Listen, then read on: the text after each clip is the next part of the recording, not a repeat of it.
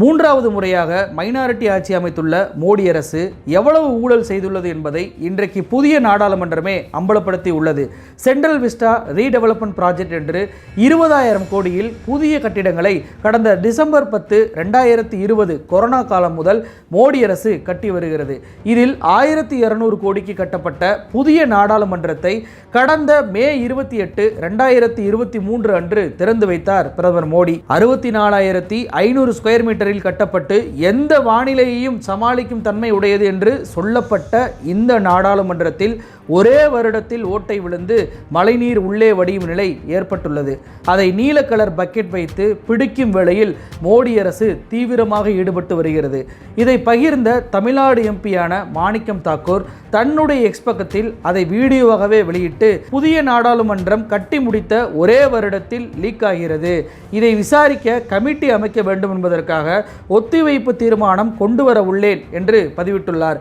Paper leak வெளியே என்றால் தண்ணீர் லீக் உள்ளே என்று மோடியை அம்பலப்படுத்தியிருக்கிறார் மாணிக்கம் தாக்கூர். இவர் மட்டுமல்ல, இதே வீடியோவை ஷேர் செய்து அகிலேஷ் யாதவ் பழைய நாடாளுமன்றம் தான் சிறந்தது, புதிய நாடாளுமன்றத்தில் இந்த பிரச்சனைகள் தீரும் வரை ஏன் பழைய நாடாளுமன்றத்திற்கு செல்லக்கூடாது, பல கோடி ரூபாய்க்கு கட்டி வீணானது தான் மிச்சம் என்று தன்னுடைய எக்ஸ் பக்கத்தில் குறிப்பிட்டிருக்கிறார். அது மட்டுமல்ல, பாஜக கட்டி திறக்கும் எல்லா பில்டிங்கிலும் தண்ணீர் ஒழுகுவது ஏன் என்று மக்கள் கேட்கிறார்கள் என்றும் தன்னுடைய பதிவில் சுட்டிக்காட்டியிருக்கிறார் சமாஜ்வாதி கட்சி தலைவரான அகிலேஷ் யாதவ்.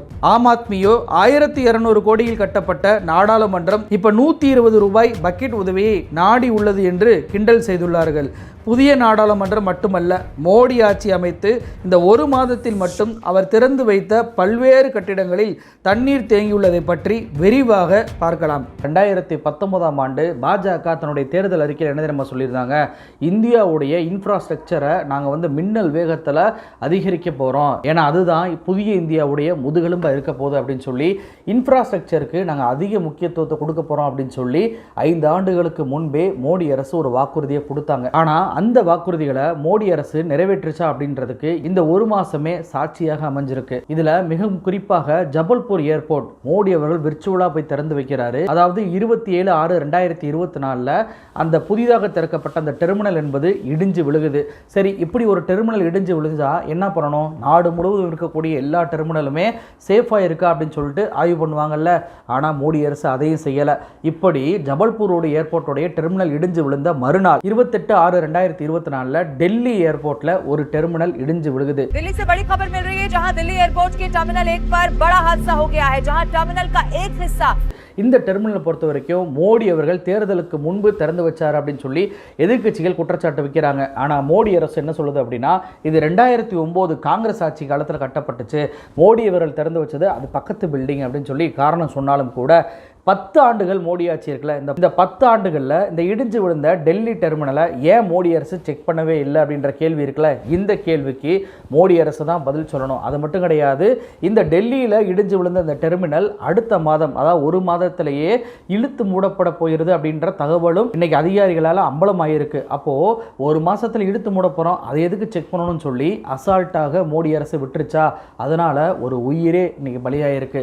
இது மட்டுமல்ல, குஜராத்துடைய ஏர்போர்ட் டெர்மினல் இடிஞ்சு விழுந்துச்சு. அப்போ டெல்லி ஆகட்டும், மத்திய பிரதேசமாக இருக்கட்டும், குஜராத் ஆகட்டும், அங்கே கட்டப்பட்ட ஏர்போர்ட்டோடைய டெர்மினல் அனைத்துமே இந்த ஒரே மாதத்தில் இடிஞ்சு விழுந்திருக்கு அப்படின்றதான் மோடி ஆட்சியோடைய லட்சணத்தை காமிக்கிறதா இருக்கு. அது மட்டுமா, கடந்த 8/9/2022 மோடி அவர்கள் இந்தியா கேட்டுக்கு முன்பு இருக்கக்கூடிய அந்த பாதை கர்தவ்யா பாத் அப்படின்ற பெயரில் ஒரு மிகப்பெரிய ரோடை திறந்து வைக்கிறாரு. இந்த ரோடு என்பது ஒரு மழைக்கு தாங்கல. 28/6/2024 சென்ற மாதம் பெய்த ஒரே மழையில இந்த ரோடு முழுவதுமே மூழ்கிருச்சு. இது மட்டுமா, 16/6/2022 மோடி அவர்கள் பிரகதி மைதான் டர்னல் அப்படின்ற ஒரு டர்னலை திறந்து வைக்கிறாரு. இந்த டர்னலை திறந்து வைக்கும் போதே மோடி அவர்கள் என்ன தெரியுமா சொல்றாரு, समय में इस इंटीग्रेटेड ट्रांजिट कॉरिडोर को तैयार करना जरा भी आसान नहीं था. இப்படியான டர்னல்கள்லாம் இவ்வளோ ஷார்ட் பீரியட்ல கட்டி முடிக்கவே முடியாது, ஆனால் நாங்கள் கட்டி முடிச்சிருக்கோம் அப்படின்னு சொல்லி ரொம்பவுமே பெருமையாக பேசினார் மோடி அவர்கள். இந்த டர்னல் குறித்து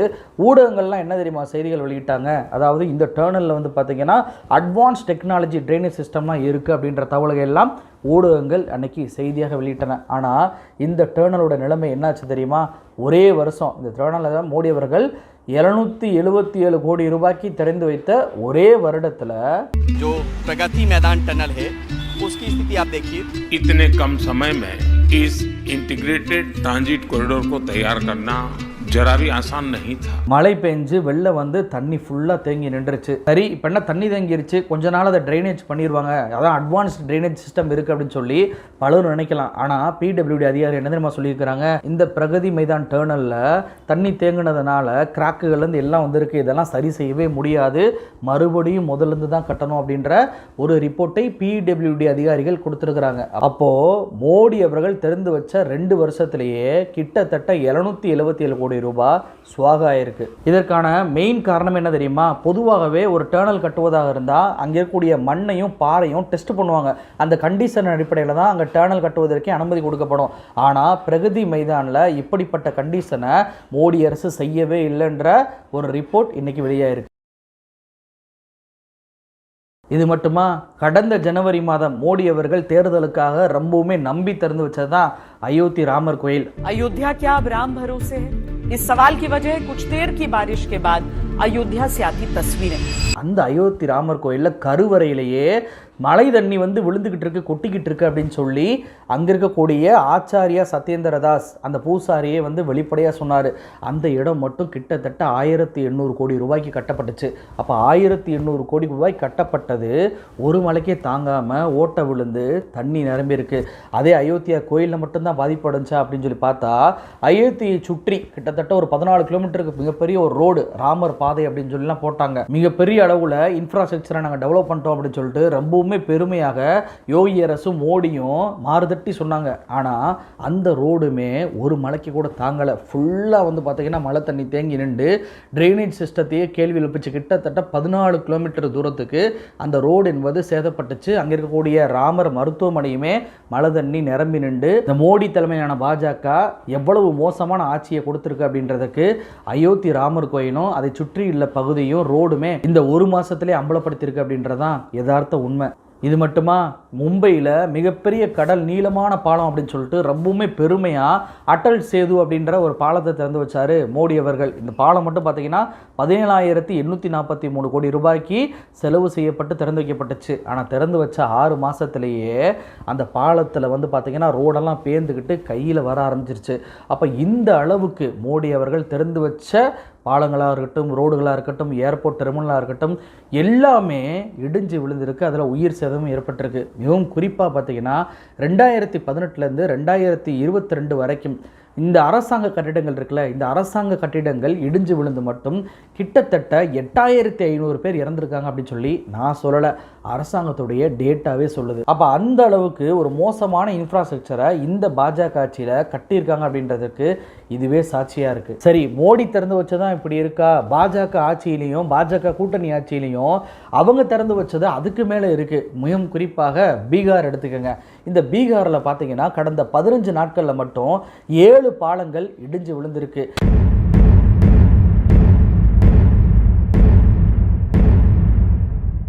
இந்த பாலங்கள் இடிஞ்சு விழுந்ததற்கு பீகாரில் மட்டும் கிட்டத்தட்ட 16 இன்ஜினியர்கள் சஸ்பெண்ட் செய்யப்பட்டாங்க. அதாவது எப்படி அயோத்தியோடைய ரோடு மோசமானதுக்கு காரணம் இன்ஜினியர்கள் தான், நாங்கள் இல்லை அப்படின்னு சொல்லி 6 இன்ஜினியர்களை யோகி அரசு வந்து சஸ்பெண்ட் பண்ணாங்களோ, அதே போல் நிதிஷ்குமார் அரசு கிட்டத்தட்ட 16 இன்ஜினியர்களை சஸ்பெண்ட் பண்ணாங்க. ஆனால் இந்த பாலங்களை பொறுத்த வரைக்கும் இன்ஜினியர் மீது மட்டும் பழிபடுவது சரியா? ஏன்னா இந்த பாலங்களை கட்டிய நிறுவனங்கள் அத்தனையுமே மிகப்பெரிய நிறுவனங்கள், நல்ல ரெப்புடேஷன் இருக்கக்கூடிய நிறுவனங்கள். ஆனால் இவர்கள் கட்டி கூட இந்த பாலம் இடிஞ்சு விழுந்ததற்கான மெயின் காரணம் என்ன தெரியுமா? தேர்தல் வருவதற்குள்ள இந்த பாலங்களை எல்லாம் கட்டி முடிச்சு அதை நாங்கள் திறந்து வச்சாதான் அதன் மூலமாக ஓட்டுகளை வாங்க முடியும் அப்படின்றதுக்காக ரொம்பவுமே குறைவான நேரத்தை இன்ஜினியர்களுக்கு கொடுத்ததன் மூலமாக நெருக்கடியில் அவங்க பார்த்த வேலையினால தான் இவ்வளவு பாலங்கள், அதாவது 15 நாள்லேயே கிட்டத்தட்ட 7 பாலங்கள் பீகாரில் இடிஞ்சு விழுந்திருக்கு. ஆனால் ஒன்றிய அமைச்சராக இருக்கக்கூடிய பீகாரை சேர்ந்த ஜித்தன் ராம் மாஞ்சி அவர் என்ன சொல்கிறாரு, பழியை வந்து மழை மேலே போகிறாரு. அதிகமான மழை பெஞ்சிருச்சு, அப்படி பேஞ்சதுனால தான் இன்னைக்கு வந்து பார்த்தீங்கன்னா இவ்வளவு பாலங்கள் இடிஞ்சு விழுந்திருக்கு அப்படின்றத மழை மேலே தூக்கி காரணத்தை போடுறாரு ஜித்தன் ராம் மாஞ்சி. ஆனால் உண்மையிலே பீகாரில் வந்து கடந்த ஜூன் மாதம் பெஞ்ச மழை என்பது பார்த்தீங்கன்னா 52% ஜூலை மாதம் அது 22% குறைஞ்சு போச்சு. அப்படியே மழைனால தான் இந்த பாலங்கள் இடிஞ்சு விழுந்திருக்குன்னா பீகாரில் பல்வேறு மாவட்டங்களில் அதிக மழை பெய்கிறதுனால அந்த மாவட்டங்களுக்கு ஏதாவது ஒரு மஞ்சள் அலர்ட்டோ ஏதோ ஒரு அலர்ட் கொடுத்துருக்குறாங்களா, அல்லது அதிக மழை பெய்ந்த வெள்ளம் வந்த மாவட்டங்கள் சொல்லிட்டு ஏதாவது அறிவிப்பு பண்ணியிருக்காங்களான்னு பார்த்தா அப்படி ஒரு மாவட்டத்தை கூட அறிவிக்கவே இல்லை. அப்போது ஒரு வெள்ளமோ மிகப்பெரிய அளவில் மழையோ பெய்யாமல் இருக்கும்போதே இவ்வளவு பாலங்கள் இடிஞ்சு விழுந்துட்டு தெளிவாக மலை மேலே தூக்கி போடுறாரு ஜித்தன் ராம் மாஞ்சி. இது மட்டுமா, இன்னொரு பாஜக கூட்டணியை ஆளக்கூடிய மாநிலமான மகாராஷ்டிரா, இங்கே பார்த்தீங்கன்னா மும்பை சக்காலா அப்படின்ற ஒரு பகுதி, அந்த பகுதியில் ஒரு ஃப்ளைஓவரில் ஒரு ஸ்லாப்பை இடிஞ்சு விழுந்து கார் மேலே இடிஞ்சு விழுந்துருச்சு. அது இன்னும் திறக்கவே இல்லை, அதற்கு முன்பு இடிஞ்சு விழுந்துருச்சு. அதே போல் வாசாய் கிரிக் பிரிட்ஜ், இந்த பிரிட்ஜில் வந்து பார்த்தீங்கன்னா கிட்டத்தட்ட 247 கோடி ரூபாய்க்கு திறந்து வச்சிருக்கிறாங்க. இந்த பாலம் என்பது திறந்து வச்ச ஒரே மலையிலேயே பல்வேறு குழிகள் அந்த பாலத்தில் விழுந்துருச்சு. இப்படி பீகாரில் பாலம் இடிஞ்சு விழுவதும் மகாராஷ்டிரா பாலங்கள் டேமேஜ் ஆவதையும் பார்த்த ஊபி அரசு என்ன பண்ணிட்டாங்க அப்படின்னா பாலங்களை செக் பண்ணுங்கன்னு சொன்னதில் கிட்டத்தட்ட 83 பாலங்கள் ரொம்பவுமே அன்சேஃபாக இருக்குது அப்படின்னு சொல்லி அதிகாரிகள் இன்னைக்கு அரசாங்கத்துக்கு ரிப்போர்ட்டாகவே கொடுத்துருக்குறாங்க. ஜூலை 1ஆம் தேதி மதுராவில் 2.5 லட்சம் லிட்டர் வாட்டர் டேங்க் இடிஞ்சு விழுந்து 2 பேர் இறந்து போனாங்க. அப்போ எந்த அளவுக்கு பாஜக ஆட்சியில் இன்ஃப்ராஸ்ட்ரக்சர் மோசமாக இருக்குன்னு பாருங்க. சரி, இப்படி பாஜக ஆளக்கூடிய மாநிலங்கள், பாஜக கூட்டணி ஆளக்கூடிய மாநிலங்கள், இவர்கள் அத்தனை பேர்களுடைய ப்ராஜெக்ட்டுமே இப்படி இடிஞ்சு விழுகுதே, இப்படி மோசமாக இருக்கே, இதற்கு என்ன காரணம்? ஏன் ஒன்றிய அரசு இதை தடுக்கலையா அப்படின்ற கேள்வி இருக்குல்ல. இதற்கு மிக முக்கியமான காரணம் கான்ட்ராக்டுங்க. L1 பேசிஸில் ஒன்றிய அரசாங்கம் கான்ட்ராக்டை கொடுக்குறாங்க. L1 மெத்தட்னா என்ன அப்படின்னா, யார் வந்து லோயஸ்ட் பிட்டு கட்டுறாங்களோ அவங்களுக்கு அந்த கான்ட்ராக்டை கண்ணை மூடி கொடுத்துறது. இப்படி கொடுப்பதன் மூலமாக நிறைய கம்பெனிகள், போலியான கம்பெனிகள் அல்லது அதில் எக்ஸ்பீரியன்ஸே இல்லாத கம்பெனிகள் என்ன பண்ணுவாங்கன்னா, நாங்கள் இவ்வளவு ரேட்லேயே உங்களுக்கு கம்மியாக முடிச்சு கொடுத்துறோம் அப்படின்னு சொல்லிட்டு அந்த கான்ட்ராக்டை வாங்கிடுறாங்க. உதாரணமாக குஜராத்தில் மோர்பி பாலம், இந்த மோர்பி பாலத்தை ரெனிவல் பண்ணி தரோம்னு சொல்லிட்டு ஒரேவா அப்படின்ற கம்பெனி தான் அவங்க அந்த ப்ராஜெக்டையே வாங்குறாங்க. ஆனால் அந்த ஒரேவா கம்பெனி என்ன கம்பெனி? கால்குலேட்டரும் கிளாக்கும் தயார் பண்ணக்கூடிய கம்பெனி. அந்த கம்பெனிக்கு முன்ன பின்ன பிரிட்ஜுகளையும் கட்டினது கிடையாது, பிரிட்ஜை ரெனோவேஷனும் பண்ணது கிடையாது. அந்த கம்பெனிக்கு கொடுத்ததுனால என்னாச்சு? கிட்டத்தட்ட 141 பேர் அந்த பாலம் அருந்து விழுந்து இறந்து போனாங்க. சரி, இப்படியான சம்பவங்களை நடக்காமல் இருப்பதற்கு ஒன்றிய அரசு ஏதாவது பண்ணாங்களா அப்படின்னு சொல்லி பார்த்தோம் அப்படின்னா, அக்டோபர் 29, 2021 இந்த சம்பவங்கள்லாம் நடைபெறுவதற்கு முன்பு நான் சொல்கிறேன், 2021லேயே கான்ட்ராக்ட் கொடுப்பதில் சில கைட்லைன்ஸை ஒன்றிய நிதியமைச்சகம் வெளியிடுறாங்க. அதில் அவங்க என்ன சொல்கிறாங்க அப்படின்னா, லோயஸ்ட் பிட்டு கட்டுறவங்களுக்கு மட்டும் கொடுக்காதீங்க, அந்த கான்ட்ராக்டோடைய குவாலிட்டியை செக் பண்ணுங்க அப்படின்றாங்க. ஆனால் இதில் தான் ஒன்றிய நிதியமைச்சகம் ஒரு டெஸ்ட்டும் வைக்கிது. இது எல்லா ப்ராஜெக்ட்டும் கொடுக்கல. அதாவது 10 கோடி ரூபாய்க்கு மதிப்புள்ள ப்ராஜெக்டுகள், அது கீழே உள்ள ப்ராஜெக்டுகளுக்கு மட்டும்தான் இந்த விதிமுறையை பின்பற்றணும்னு சொல்லிட்டு ஒரு ரூலையும் அதில் வச்சிடறாங்க. ஆனால் 2 வருஷத்துக்கு அப்புறம் இந்த ரூல் என்பது எடுக்கப்பட்டுருச்சு. எடுத்தாலும் கூட இது எல்லா ப்ராஜெக்ட்லேயுமே குவாலிட்டி செக் பண்ணுறாங்களா அப்படின்றது கேள்விக்குறி தான். ஏன்னா அப்படி செக் பண்ணியிருந்தாங்க அப்படின்னா இன்னைக்கு பீகாரில் பாலங்கள் இடிஞ்சு விழுந்திருக்காது, மும்பையில் திறந்து வச்ச உடனே வந்து பாலங்களில் பல்ல விழுந்திருக்காது, அதே போல் மோடி அவர்கள் திறந்து வைக்கிற எல்லாத்துலேயுமே தண்ணி தேங்கி இருந்திருக்காது. அப்போ இந்த கான்ட்ராக்ட் முறையை கூட பாஜக அரசு ஒழுங்காக பின்பற்றவில்லை அப்படின்றது இதன் மூலமாக அப்பட்டமாக தெரிகிறது. நன்றி.